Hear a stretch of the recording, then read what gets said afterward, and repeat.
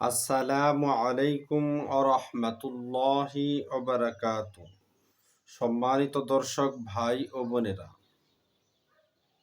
কাছে এবং দূরে থেকে যারা আমার এই অনুষ্ঠান দেখতেছেন সকলকেই জানাই আন্তরিক মোবারকবাদ। আমরা আজকে আলোচনা করব শিশু বাচ্চা যদি বদনজরে হয় বা জাদু টোনার শিকার হয় তাহলে আমরা কি করব, ইসলাম কি বলে।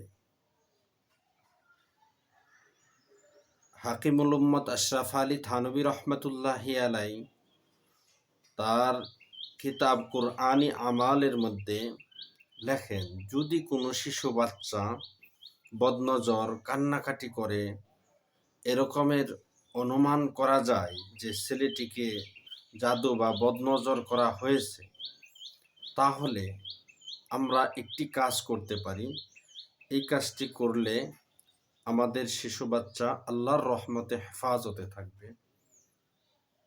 কাজটি হলো সূরা ইব্রাহিম 13 পারার এই সূরাটি ওযুর সাথে সাদা রেশমের টুকরায় লেখে, সাদা কাপড়ের মধ্যে লেখে, তাবিজ আকারে শিশুর গলায় বেঁধে দিলে সে অতিরিক্ত কান্না ও ভয় পাওয়া, বিশেষত বদনজর হতে নিরাপদ থাকবে। এখন এই তাবিজটি আমাদের লিখতে হলে সূরা ইব্রাহিম 13 নম্বর পারার সূরা ইব্রাহিম সম্পূর্ণ একটি সাদা পাতলা রেশমি কাপড়ের উপর লিখতে হবে। লেখে তাবিজ আকারে সে বাচ্চাটির গলায় দিয়ে দিতে হবে। তাহলে আমাদের ওই বাচ্চাটি আল্লাহর রহমতে সকল প্রকার বদ নজর জাদু টোনা বান থেকে নিরাপদ থাকবে। সুবহানাল্লাহ।